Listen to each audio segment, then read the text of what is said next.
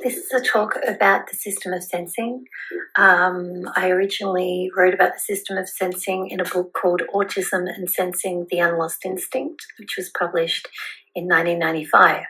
The reason why it was packaged as an autism-related book was because we all begin in that system of sensing, a world before mind, where we have a preconscious state that is a state of beingness rather than up there in mind and conscious awareness.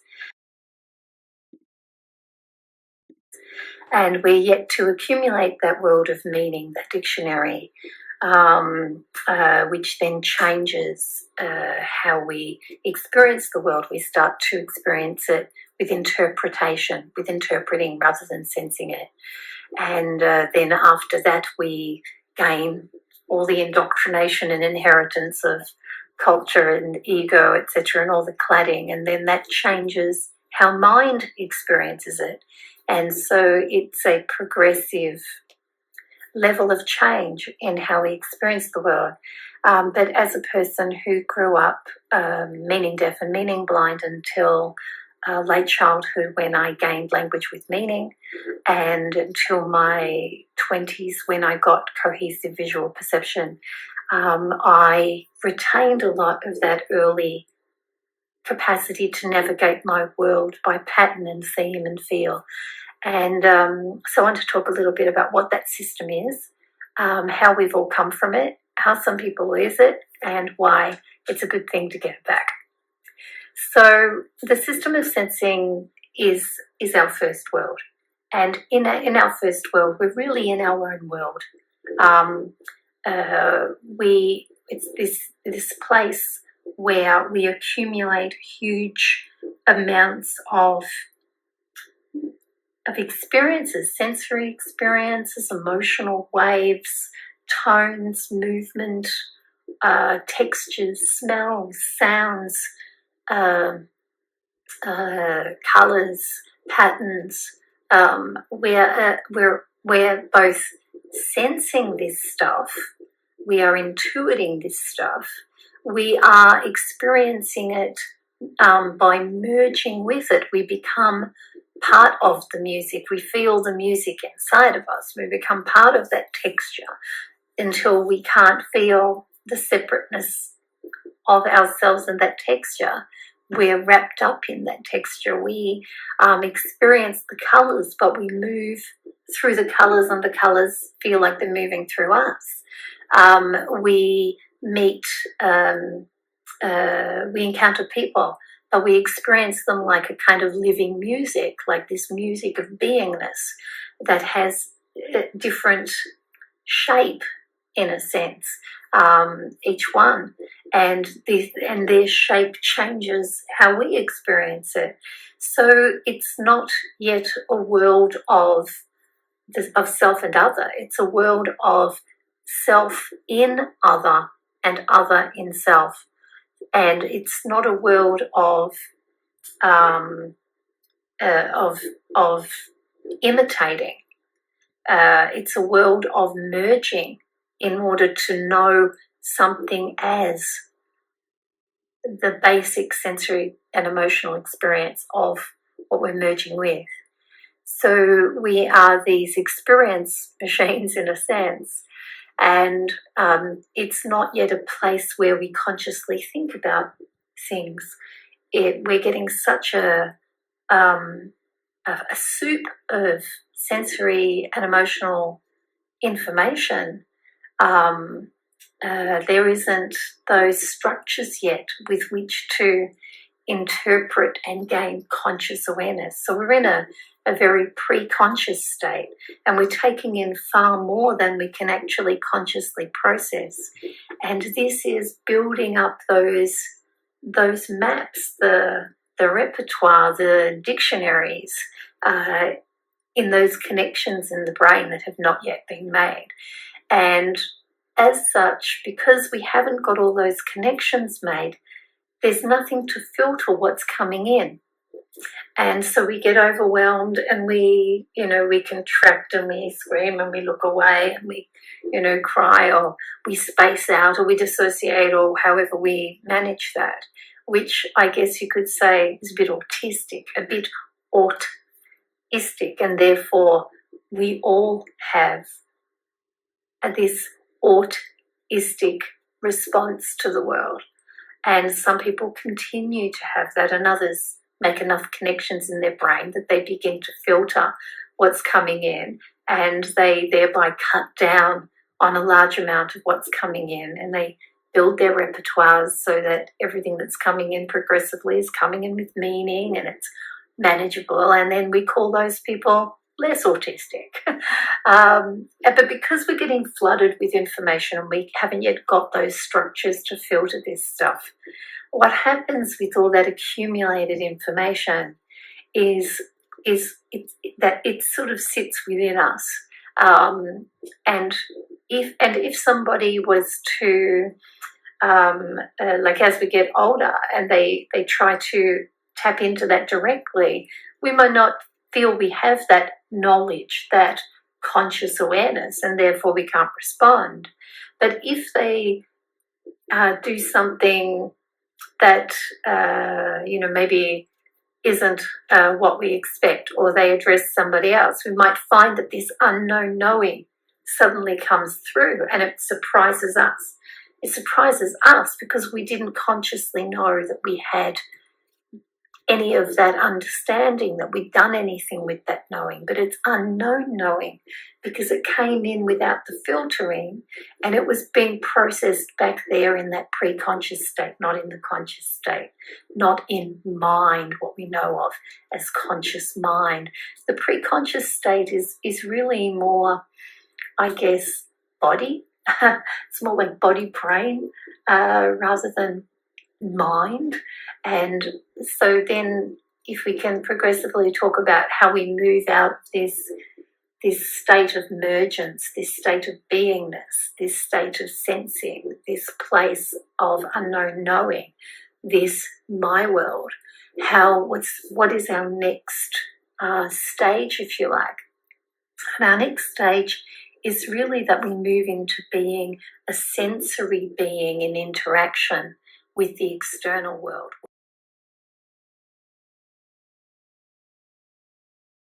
I also wanted to mention that I was a bit disturbed while I was reading the research on these neurological brain-based aspects of autism.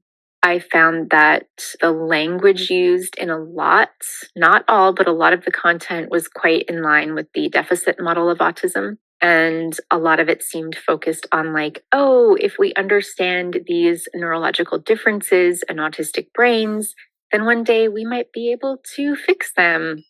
I just want to say that's so against what I stand for. It's so against what almost everyone active in the neurodiversity space stands for.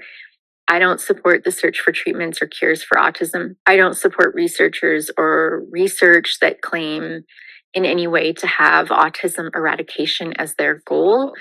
It's unfortunate that they don't seem to realize just how many people they're alienating with their word choice and the perspectives they're taking or allowing themselves to uncritically fall into. I guess the equivalent might be a study where they're researching differences in the brains of gay or queer people versus the brains of straight or non-queer people. And in addition to objectively studying these differences, they oddly also take a stance that being queer is not ideal, or even that there could one day be a cure or brain-based fix for being gay. Now that sounds obviously horrible and absurd, right?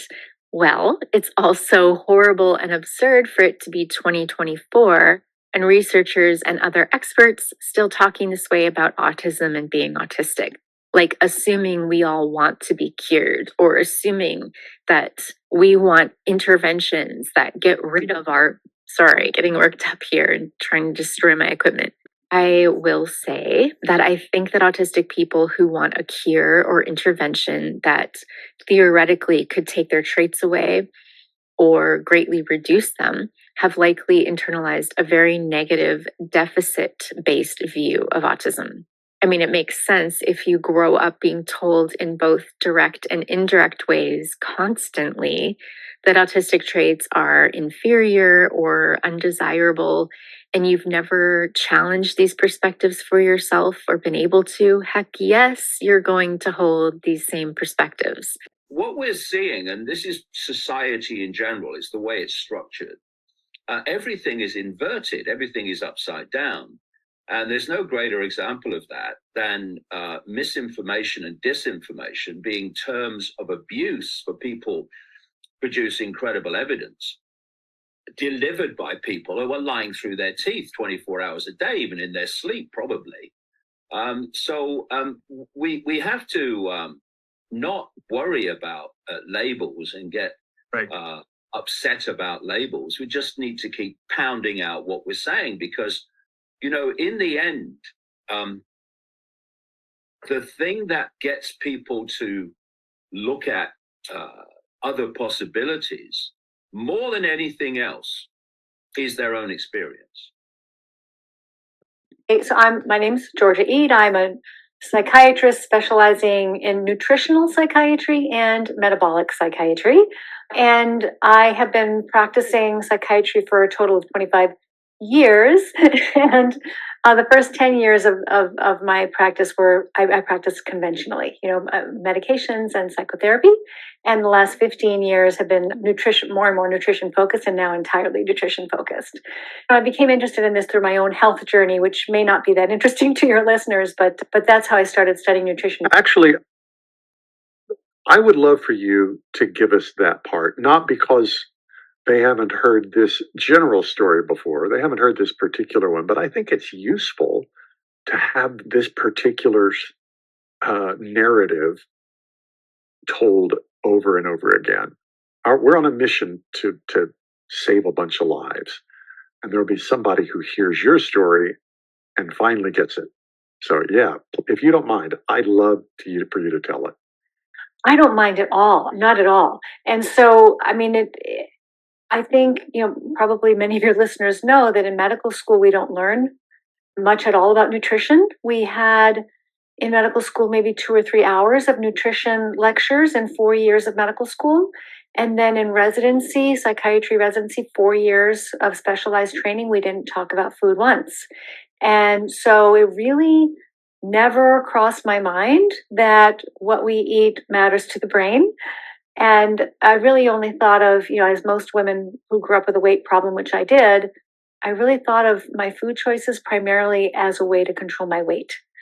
So, I ate the same diet that all, women in their early 40s were eating who were trying to watch their weights. It was low fat, low cholesterol, high fiber, counting calories, running 3 or 4 times a week, and weight resistance training and weight training the alternate days, doing everything. I thought I was doing everything right. You're doing all the stuff you're supposed to do. All the stuff I was supposed to do. And, the big salads and the skinless chicken breast and the soy milk and the Diet Coke. But then in my early 40s, I started developing some kind of mysterious health problems that were quite familiar to me, since many of my patients were struggling with these things as well. Things like fibromyalgia, chronic fatigue, irritable bowel syndrome, migraine headaches, and it was really starting to interfere with my ability to work.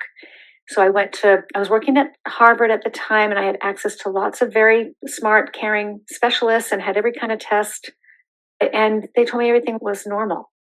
So, of course, everything was not normal. I just didn't know what to do, and neither did they. So, I left the offices with the same generic printout about what I was supposed to eat. I was already doing what was on the printout, and nobody asked me what I ate. So they handed me the printout as I left the offices, high fiber, low fat, etc. So I just, because part of my issues were gastrointestinal, I thought, well, maybe something I'm eating is bothering my stomach. I could at least try to work on that piece. I never expected to work on the migraines or the chronic pain or the fatigue. I just was trying to not have a stomach ache after I ate. So I kept a food and symptom journal, and I, by trial and error, changed my diet a little bit each day to try until the stomach pain went away. And as I did that, other things improved as well.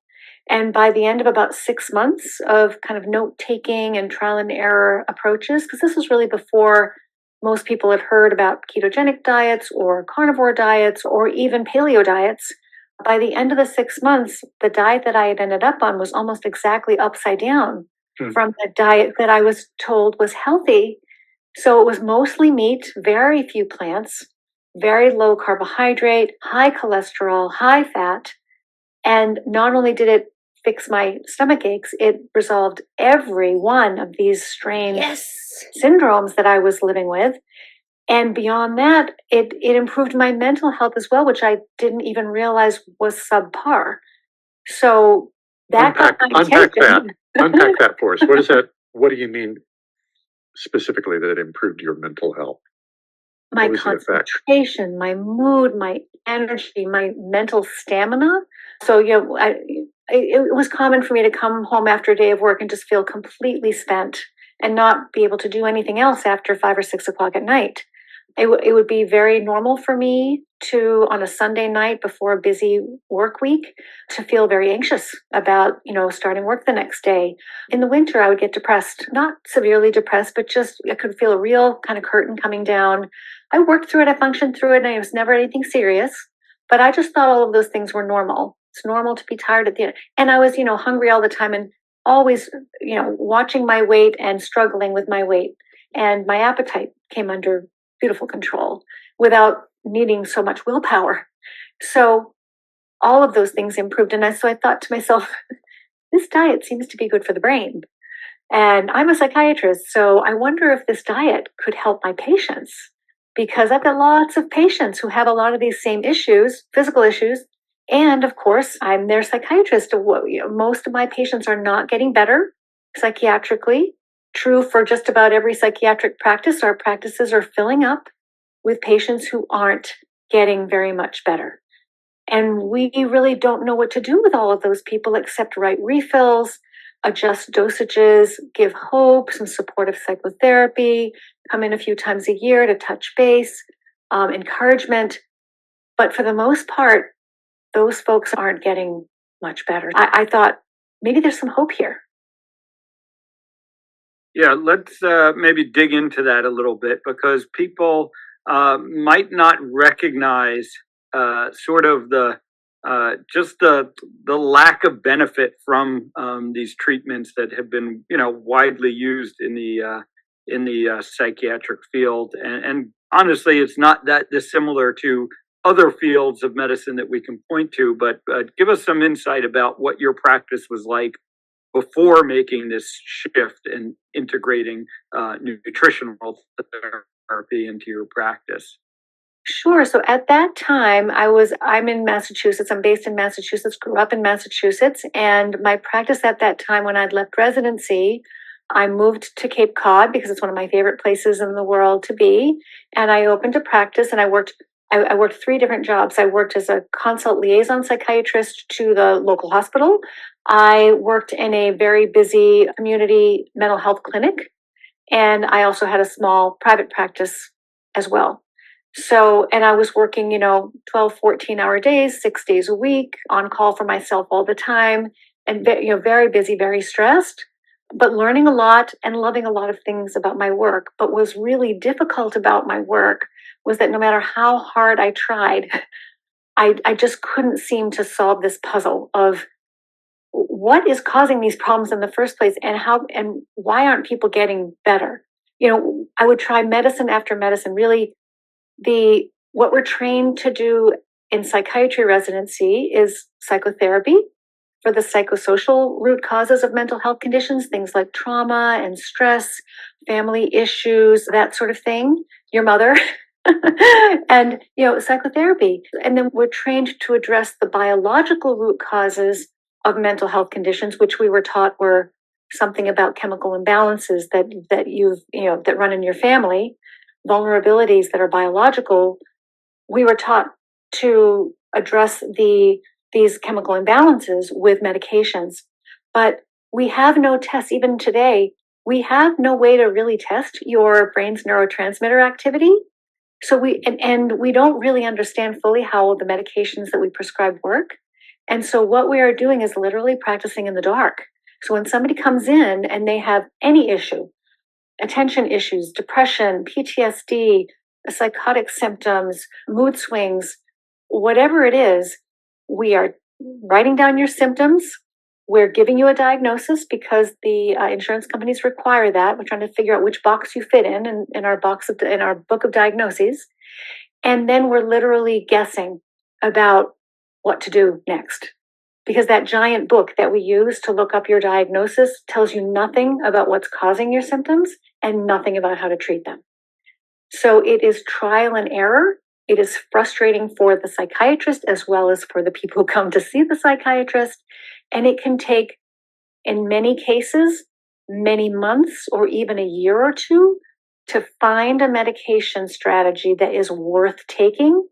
And even when it helps you, you almost always will pay a price for that relief in side effects that significantly impair your quality of life. So sexual side effects, weight gain, feeling tired, feeling like your emotions are flattened. And in many cases with the stronger medications like the antipsychotics and some of the anticonvulsant medications, sometimes a significant amount of metabolic dysfunction, high blood sugar, high triglycerides, 10, 20, 30, 40, 50, 60, 100 pounds of weight gain, and heart disease and type 2 diabetes. Your blood sugar and insulin levels rise within minutes to hours of taking the very first dose of an antipsychotic medication. So that's how practice is still for most psychiatrists. Most conventionally trained psychiatrists are using trial and error tactics to guide their therapies. Yeah, one of the things that was kind of most surprising to me was, the non-specificity of the medications that are used in psychiatry and how they're kind of blanket applied to all these different, what are supposed to be different psychiatric, diagnoses. And yet we use these medications, they kind of just all get applied and trialed, and a lot of the medications weren't even developed for psychiatric reasons. We look at something like seizure medications that get, have been shown to have some benefits, and it kind of shows you the sort of non-specificity. Like you said, we don't have tests for these supposed biochemical abnormalities. We just kind of postulate that they're there based on some lab studies done on rats, and then try and apply that to humans. What gave you? So it's one thing to say, okay, I've tried a dietary approach. It benefited me personally, and then it's another thing to take that leap and start applying it to your patients, and especially in an area where it's not commonly applied to patients, or there really isn't an obvious linkage between diet and the condition that you're trying to treat. Tell us what it was like starting to introduce this into your practice, and what kind of gave you the confidence that it was worth trying.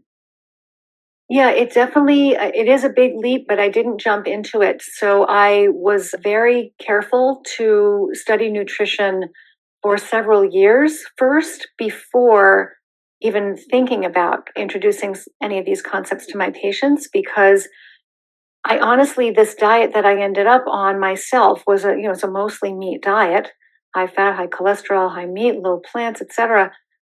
I knew nothing about nutrition at that time. I thought that diet was going to kill me. I mean, I thought, okay, this is a really useful diet. It's helping me. Clearly, it's helping me, but I can't recommend this diet to my patients without learning more, because I could lose my license. I could harm somebody. I don't know anything about nutrition, not the first thing. But I'm a very curious person. And I guess as a psychiatrist, one of the reasons I am a psychiatrist is I really like to get to the bottom of things. And so I just started studying nutrition for the first time. I just read article after every article I could get my hands on about nutrition from every angle I could possibly approach it from. And as you know, it doesn't take long. You scratch the surface of some of these studies that are advising us to eat, high fiber diets, mostly plants, low saturated fat, etc. There's no there. There is no science behind any of those recommendations. And so that got me even more curious. Well, how are we supposed to know what to eat if there's no science to support what we're told to eat? How do we know what's good for us? So I took several years, actually. It was really between about 2008, 2009, and 2012 before I would even speak about this topic publicly. And then started gradually incorporating just very simple nutrition principles into my work. We're not talking ketogenic diets at that point. We're not talking carnivore diets. We're talking whole foods. Let's just see if we can work on sugar intake and refined carbohydrate intake. Let's just see if we can, maybe try grain-free or gluten-free. Just giving people different options about how they could gradually make healthy changes to their diet.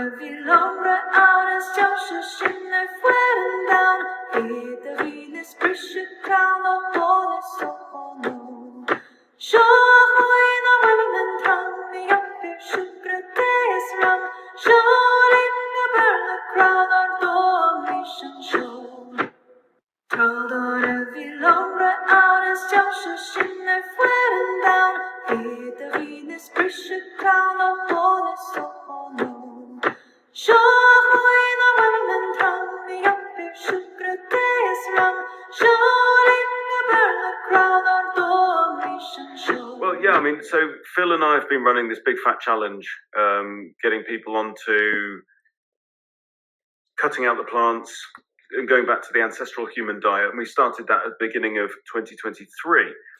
I mean, I've come a real roundabout way from this, since we were mates the first time, Mark.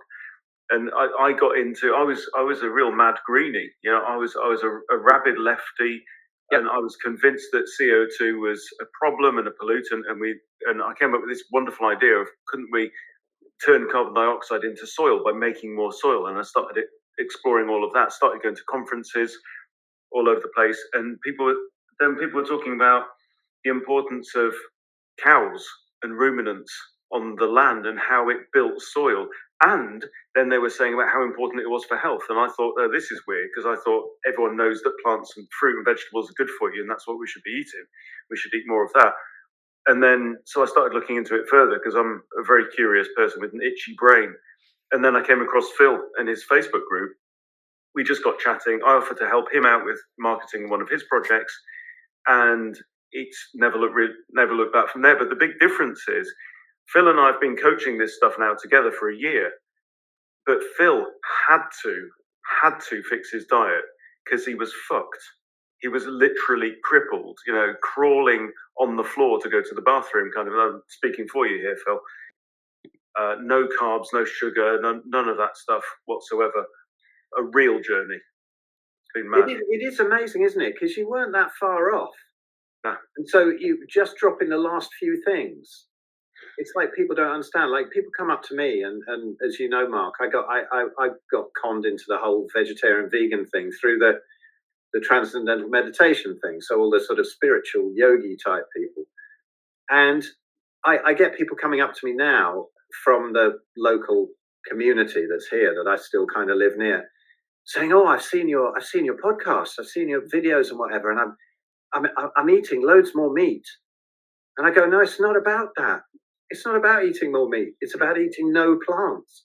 It's amazing, just dropping the last few things out. When we see people that go from a keto diet with, nice fatty steak and a few healthy green veg, and then when they drop the healthy green veg out, it's a bigger difference than when they came from their first regular diet to the keto diet.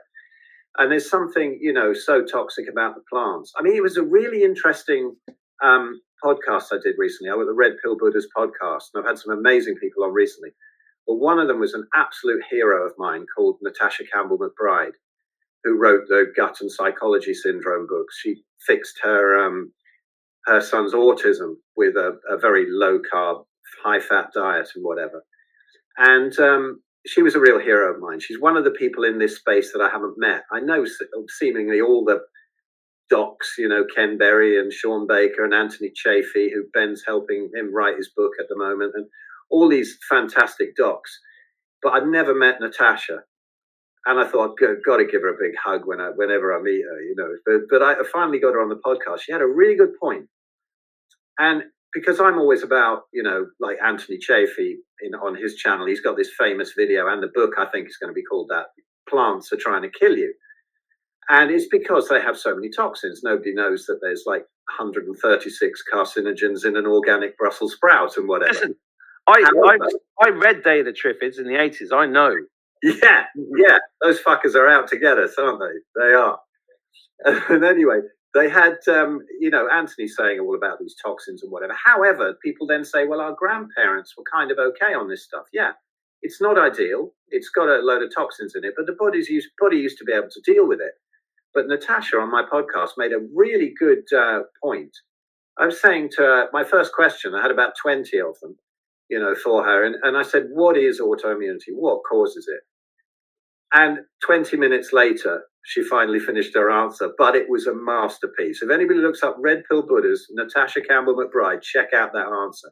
She's so eloquent. She's brilliant. But her point really was that every time we go to the supermarket, buy anything from the supermarket, anything from chocolate to organic veg, which is a con anyway, it's usually not organic, anything we buy in there has had a load of glyphosate sprayed on it, which is basically a broad spectrum antibiotic. And this has destroyed our guts so much that so many people cannot take whatever used to be tolerable, exactly. To our grandparents. So people lose all their plant privileges because their microbiome and their gut integrity has been buggered up so much by basically eating broad spectrum antibiotics with every mouthful that they from the supermarket. So the way out of that is to buy from your local farmers, exactly what the elites are trying to stamp out, right? Yeah, if you can. And that was a beautiful answer to me, because I've never quite thought of it in that way. I thought, well, I don't want any plants anyway, so it's not a problem for me. I haven't eaten them since 2015.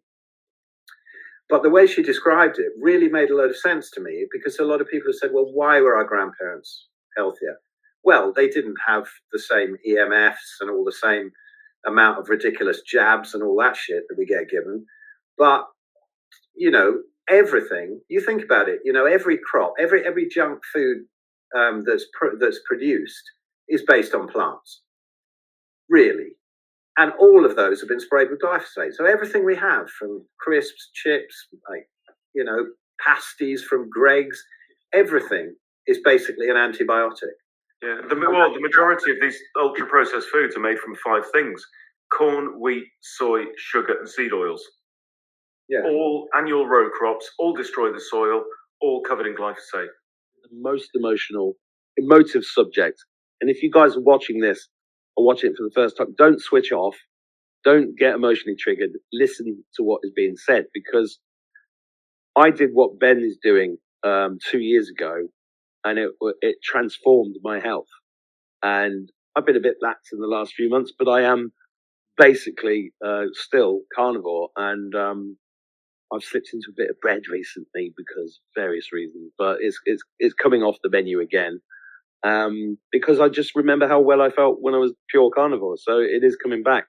And when I was asked this question in Edinburgh, I pointed out the fact, and the lovely people, the 2 people that asked me, they were absolutely lovely people, couldn't tell you what they were eating, but I could take a guess. And I said, look, I know it's difficult to understand, especially in the spiritual community where people don't want to part with eat the souls of the animals that share this. I understand that, but you got to look at people's ill health.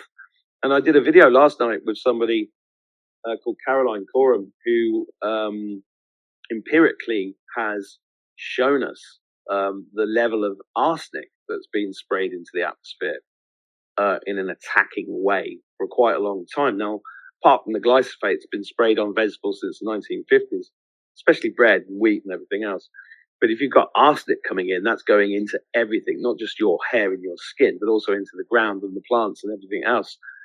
We are We have been systematically poisoned since before we were born, and the poisoning was nowhere near nowhere near now what it was. Sorry, you know what I'm trying to say. There was nowhere near the level of poisoning going on 50, 60, 70 years ago, which is why our grandparents were healthier than we are as a generation. And I made the point that I said, look, basically it comes down to, if you understand one word, I'm talking to people watching this, oxalates. Once I understood oxalates, that was it for me. That was the one thing. You can listen to these guys for hours and hours and hours, but once I understood the word oxalates and really looked into it, that was it. That was the end of me in vegetables. And thank God, because just to point out, I had carpal tunnel syndrome when I was doing this podcast 3 years ago. And as soon as I met Phil and Ben, we had a little weekend in the Lake District. I tried the carnivore. I didn't do it fully, but I tried it. I went carnivore, and my thumbs were working within a week. And they've been good ever since. And actually, I use this thumb as a barometer, because when I start eating a bit of bread again, I can feel it coming back. Mm-hmm. And it's like my little get off the bread, back off the bread. And so I'm very grateful to this thumb. But yeah, it's amazing how I know we've had this conversation before, but I do know there will be people watching this that have never seen us before talk about this subject. And the emotional response is just crazy. But this diet seems to have stopped all of that. I don't have psoriasis. All of the patches have gone. Yeah. My gum disease, which is incurable, I had multiple surgeries to deal with it, is completely gone. Took 3 years. My right eye, which was quite cloudy, is cleared up completely. What else has changed? Well, I lost 50 pounds, and like instantly. If you're serious about change, just know you're going to go through some uncomfortable situations. Stop trying to dodge the process, because in the long run, it's going to make you better. And don't forget that shit, you heard? Practice.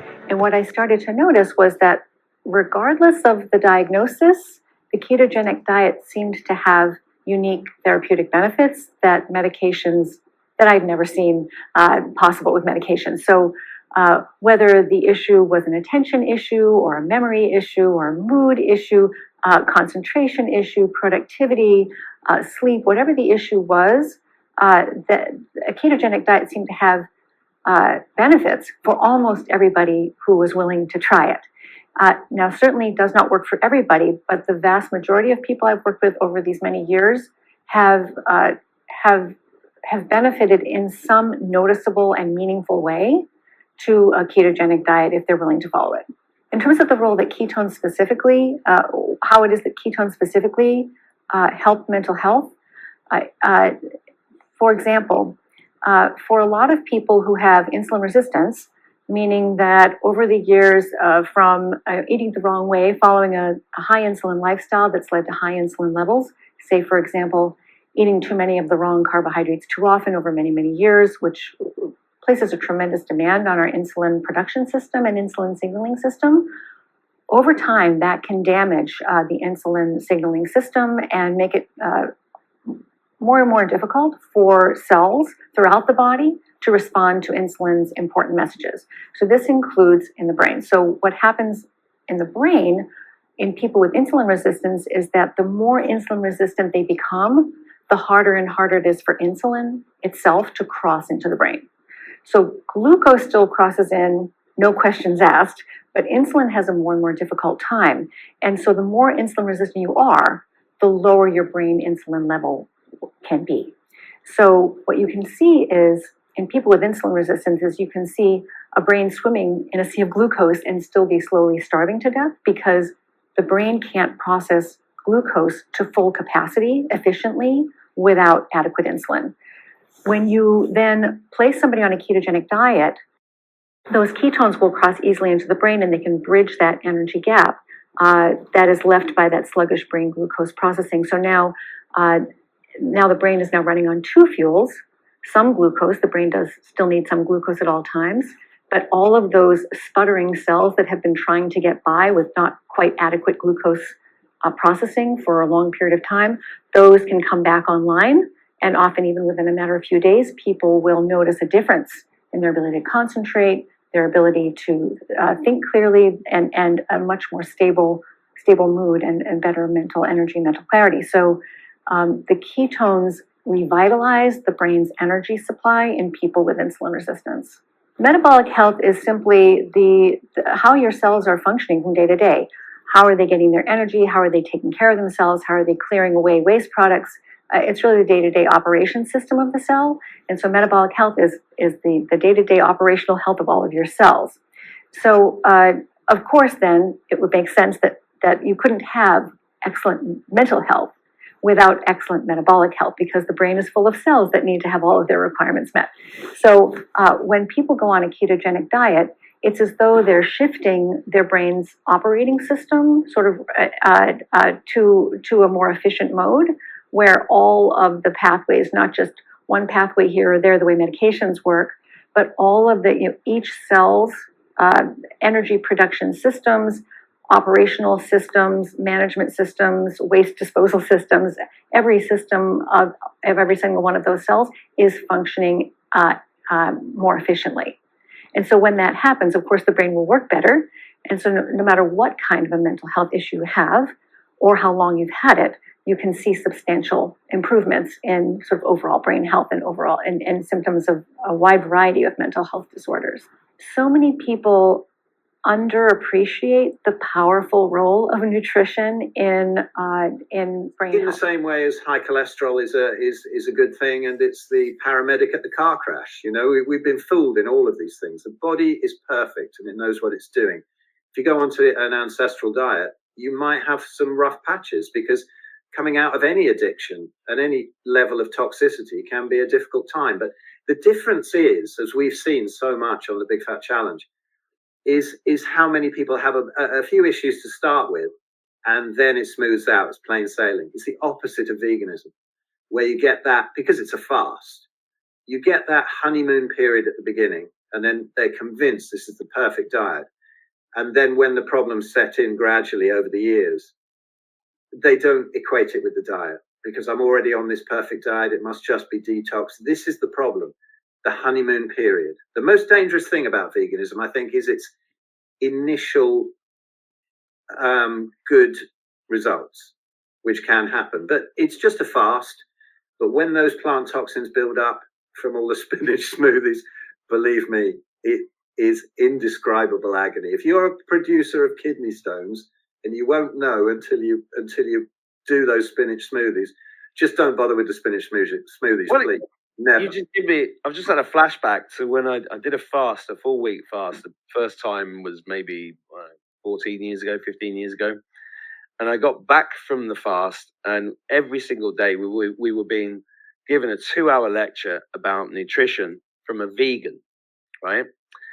And I sat there with my mate Matt, and you know Matt Campbell. We went on this together, and I looked at my mate and I said, "This guy doesn't look very well."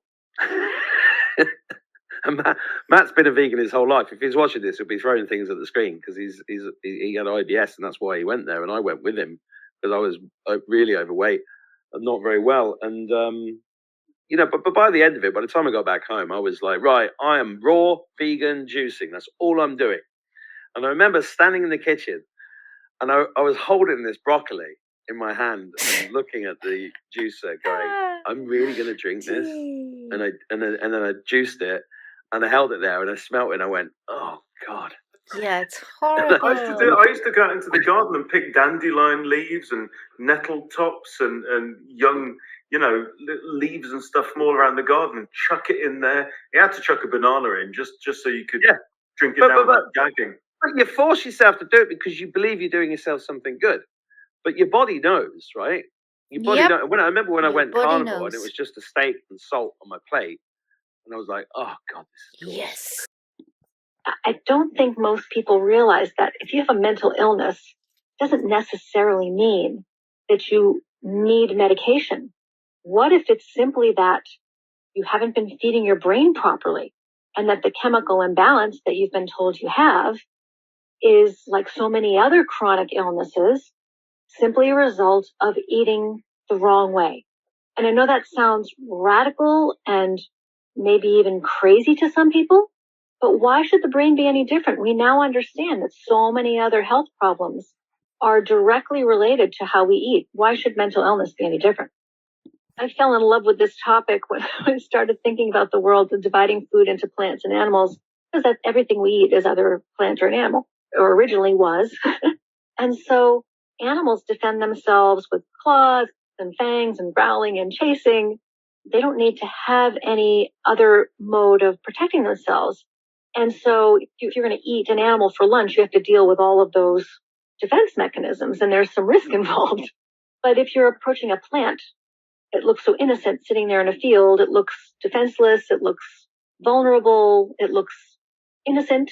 But it's defending itself just as powerfully as any animal is. It's just doing it silently with invisible chemical weapons. And these have evolved over hundreds of millions of years because, plants can't move. They would never have made it this far in evolution if they didn't protect themselves. So all creatures defend themselves. All creatures want to, take over the world.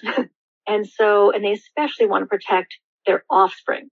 So plants have chemical weapons, many, many sophisticated ones, and some of the most powerful ones are found in the seeds of plants because seeds all contain embryos. Grains, beans, nuts, and seeds are all seeds. And the seeds of plants are the most heavily defended because that's the future generation of the plant. So it makes sense that things, the sort of a paleo style diet, if you will, that removes grains and legumes may be a safer diet for human beings because there's lectins and phytic acid. Lectins are they poke holes in animal cells and they aggravate the immune system. And all the seed foods are loaded with lectins. And seeds are also very high in phytic acid, which is a mineral magnet that interferes with our ability to absorb minerals from foods, things like zinc and iron and calcium and magnesium, which are crucial for brain function. Very hard for us to absorb minerals from these foods. And so there are lots of other examples. There are toxins in the cruciferous vegetables that can cause damage to cells. There are toxins. There are things called goitrogens in many types of foods, which interfere with iodine processing and thyroid hormone function. There are neurotoxins, toxins within nightshades. Nightshades are the tomatoes, eggplant family, any food that has a little elfish green hat. Plants, for example, have that little green hat on top. So those foods, all the nightshades contain neurotoxins that some people are quite sensitive to. And, the list just goes on and on. There are so many. There isn't a plant in the world that doesn't defend itself with a chemical weapon. And these chemical weapons are really interesting. And of course, they're primarily designed to protect themselves from small creatures, like worms and insects and bacteria and fungi. But our cells are made of the same stuff.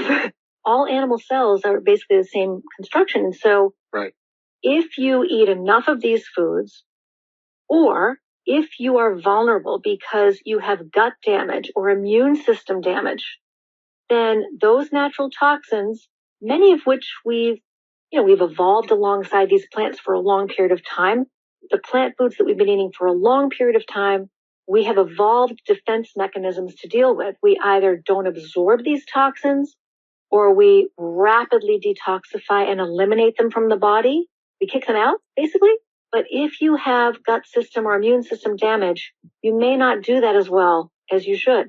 And I think that helps to explain why people may tolerate plant foods for a long period of time, and then at some point in their life, they develop sensitivities and they no longer can handle a lot of plant foods. Yeah. So everybody's different. I don't want to say that everyone should stop eating all plant foods. Most people do fine with plant foods, or at least certain plant foods.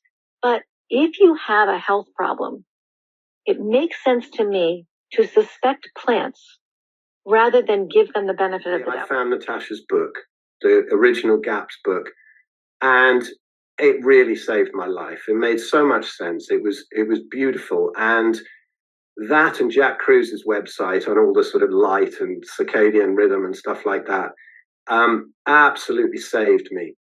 And I went on from there. I remember early on, in that time. I remember hearing an interview with you, Natasha, and you said, or maybe it was in the book, I can't remember, but you said there are some people who have eaten nothing but meat and they're still absolutely fine. Exactly. And I was like, whoa, that's a bit mad. It took me about another 5 years, but it's been 8 years since my last vegetable now, and I'm doing very nicely. So I just wanted to pick your brains first of all, apart from saying thank you so much and welcome. My first thing to ask you would be on the actual cause of autoimmunity. Now, do you think it's molecular mimicry or toxins lodged in the body, or do you think it's a combination of both, or is it more complex than that? People always say to me on consults and stuff, what actually causes it? And I say, well, it's a lot of theories, but the cure is pretty much the same. What do you think about that, Natasha? Well, thank you for inviting me to your podcast. I'm delighted to be here, and I'm very happy that you've recovered. Thank you. From your health problems. And a lot of it with your help. I'm delighted. And psoriasis is an autoimmune disease. It is, and the fully blown one usually involves the joints as well, not only the skin, because majority of people are familiar with the patches on the skin in psoriasis, but not many people know that the joints get involved as well, and the whole body gets involved. So, coming to autoimmunity, I've described it in detail in this book. That's my latest book, Gut and Physiology Syndrome. And Gut and Psychology Syndrome I've written in 2004. That's a yellow book, and it focuses on the brain. This one focuses on the rest of the body. It's quite a bit thicker, and it's the latest one. So that's where I've described what autoimmunity is. Because I completely disagree with the mainstream idea that theory of autoimmunity was likely to have been created by the big pharma in order to sell their drugs. Because that theory serves their sales very well and brings them a lot of profit. And that theory says that your immune system is silly. It doesn't understand what it's doing. And for no good reason at all, it suddenly starts attacking your own body, attacking your own tissues. Ridiculous. So since the immune system is so silly and such a rogue, we take a great big stick in the form of steroids or other pharma drugs, pharmacological agents, and we just beat the immune system down to the floor. So it's disabled and it cannot work, and it stops attacking your body for no good reason and stops causing symptoms. Because all the symptoms in any autoimmune disease are caused by the immune system. The inflammation, the swelling, the limitation of function, and whatever else, the pain that people get is caused by the immune system. So the question is our immune system really that foolish? Have we been so badly designed that we have an immune system that suddenly, for no good reason, will start attacking your own body? Nope. So any person who has some logic would logically think that doesn't seem right. This theory, it's not likely that the creator, Mother Nature, or the creator, the prime creator, would create our bodies so imperfect and in such a broken way. So any person who has some logic would logically think that doesn't seem right. This theory, it's not likely that the creator, Mother Nature, or the creator, the prime creator, would create our bodies so imperfect and in such a broken way. So from my clinical perspective and from the clinical perspective of many, many other people, our immune system is never misguided. It always knows what it's doing. And it always does its best for you under the circumstances. And human body has been created perfect. Your body is a perfection. It's the pinnacle of evolution. It's an absolute perfection. And it was made perfect right from the beginning. So what happens in autoimmunity? The body gets polluted. Substances which have no place in your body, poisonous things, get into your body, and they always look for a docking place. Like a little boat in the sea is looking where to park itself in a harbor, looking for a little harbor. And the harbor needs to be compatible with that particular toxin. that particular molecule. So they have to fit in like a hand in a glove quite often, somewhere. So they're looking for a dock for themselves. They're looking for a docking place, and they sort of find it, which sort of fits in. Once they've lodged themselves in those docking places, these toxins, then molecules which were supposed to dock in there in your body, hormones, neurotransmitters, enzymes, and many other very important molecules, which your body produces all the time. Your glands produce them, your thyroid gland, your pancreas, your adrenal glands, your sex glands, other endocrine glands are producing, your brain, your digestive system produces. Practically every cell produces some of these very important molecules in the body. And it's thanks to these molecules, to their functions, that your body works. Everything's ticking on nicely. You're alive, you've got energy, you can enjoy your life. You can get on with your life. And in order for every one of those molecules to do its job, it needs to connect to its docking position on your muscles, on your bones, on your organs, on your brain, in various places around the body.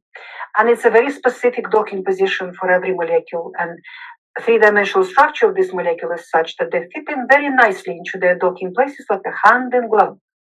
A glove of your size, the way it's been made specifically for your hand. Trouble is, when all of these toxic things occupied all of these docking places, hormones, neurotransmitters, enzymes, and other very important molecules in the body can't dock. Their docking spaces are full. They're just floating around in the sea, in your body, in the blood, in the limbs, somewhere else, and they just can't attach. And as a result, because they can't attach, they can't work. They don't do their job properly.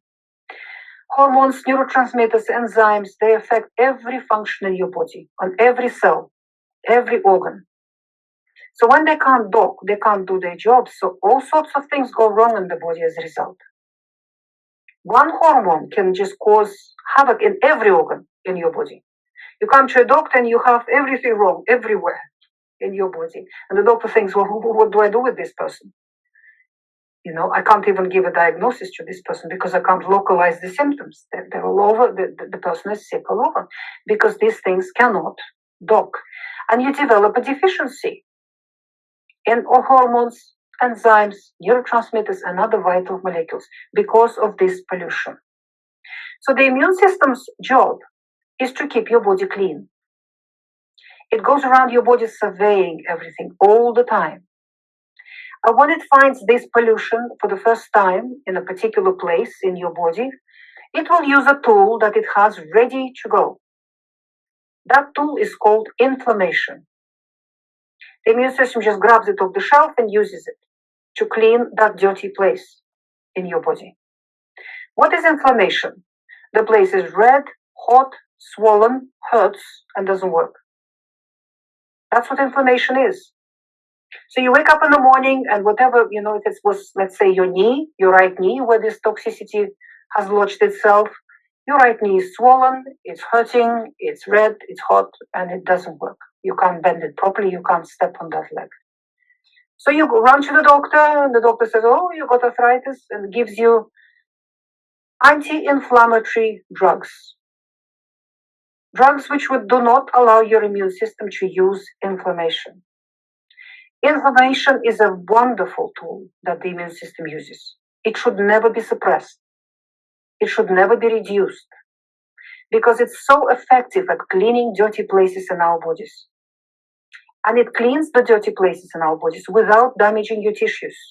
It just removes the toxin and throws it out of the body some way, either through sweat, through urine, through stool, through some saliva, or through something else in your body. Inflammation is very, very good at that. People usually suppress inflammation with anti-inflammatory painkillers, over-the-counter painkillers, or something stronger that the doctor can give you.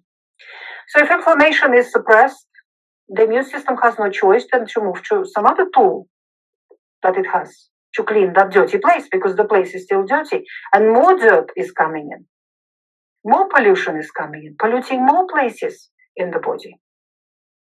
And every one of these particular molecules of pollution, they attach themselves to a particular protein. The usual protein, the typical protein that's attacked in the body by pollution and like a magnet for pollution, is collagen. Vast majority of protein in the human body is collagen. It's an elastic protein that holds our bodies together. From collagen, the structure of your bones is made. The lattice structure of your bone is made of collagen. It's like bookshelves in your bones, collagen. And then the calcium settles on those shelves, forming your bones. So osteoporosis, softening of the bones, is not lack of calcium. It's not lack of the books. It's lack of shelving.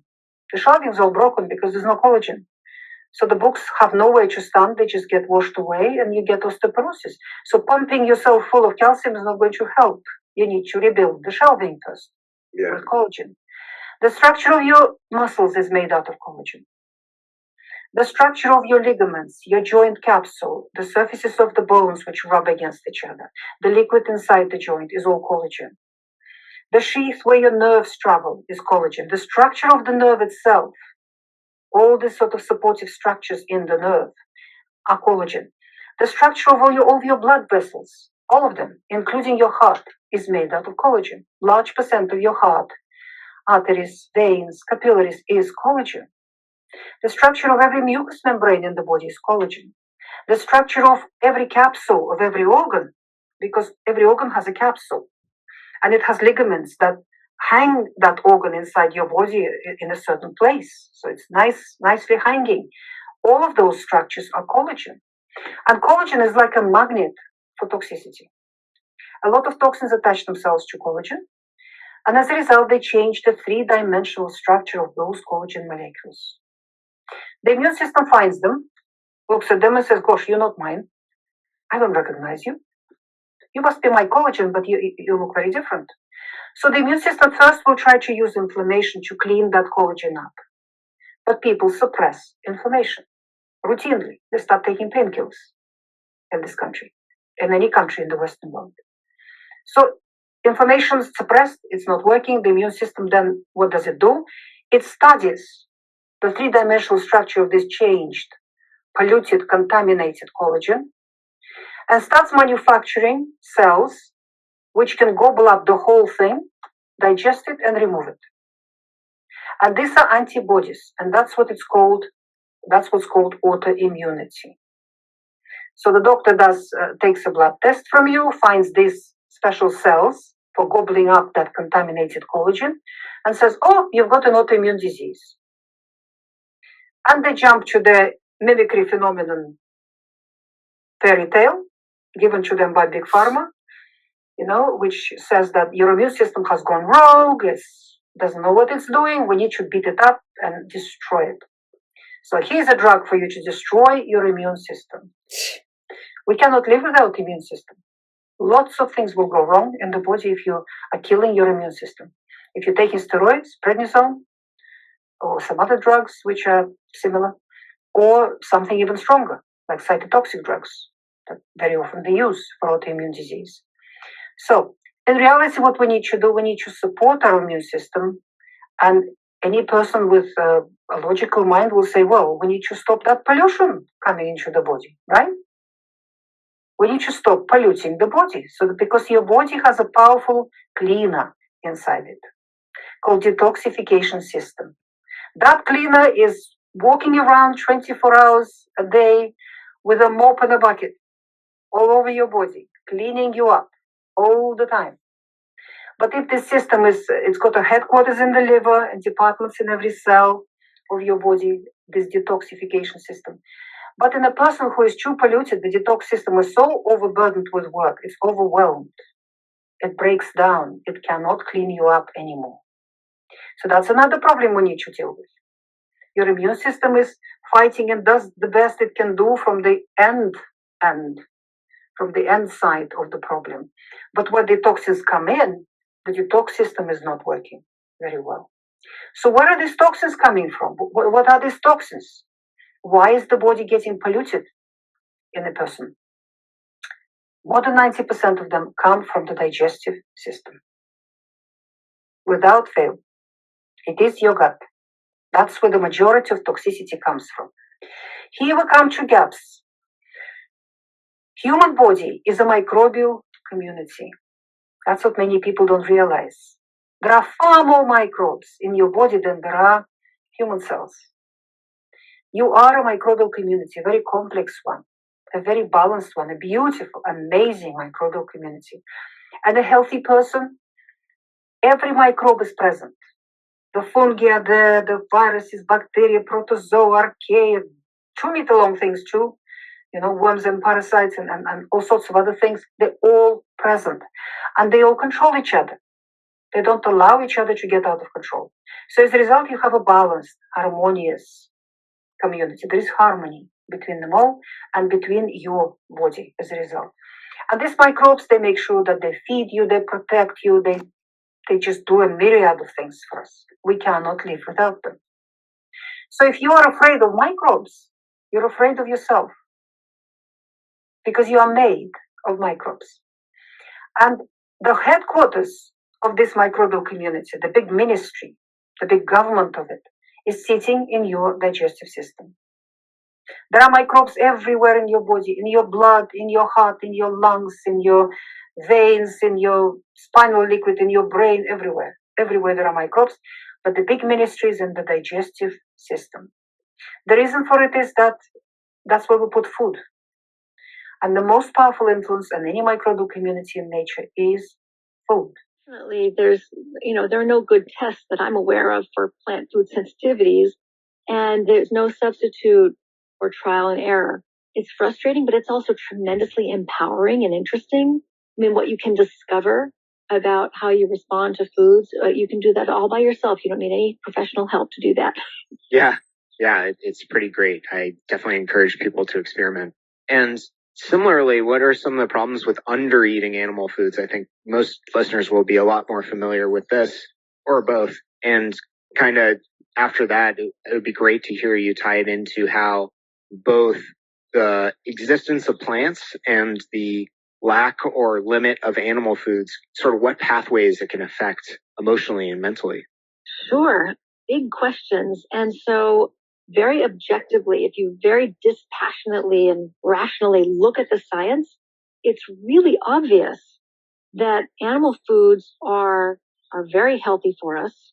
And when I say animal foods, I should clarify that I mean meat, seafood, and poultry. I think some people are sensitive to eggs, dairy, and so, eggs can be quite healthy, but not if you're sensitive to them.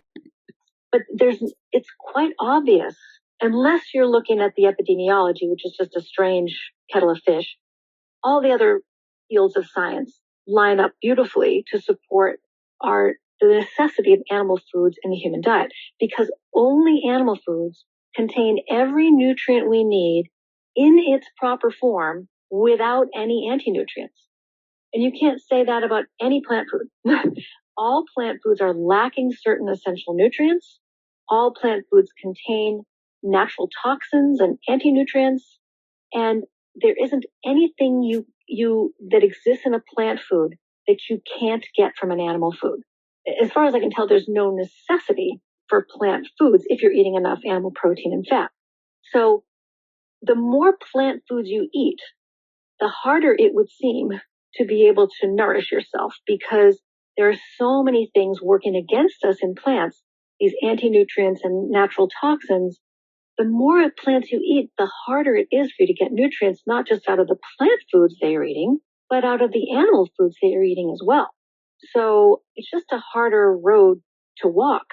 If you want to be efficient about your nutrition and get everything you need without anything you don't need, if you follow the science to its logical conclusion, then animal foods are all you need.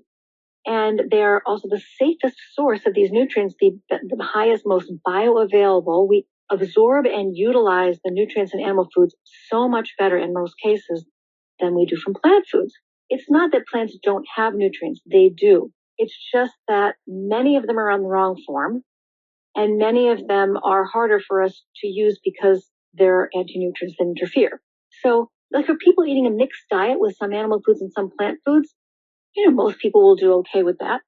But as far as I can tell, the fewer plant foods you eat, the more nourished you will be. And if you don't eat enough animal foods, if you're eating a low animal food diet, particularly if you're eating a vegan diet, which contains no animal foods whatsoever, you will be lacking really important, essential nutrients if you don't supplement very, very carefully.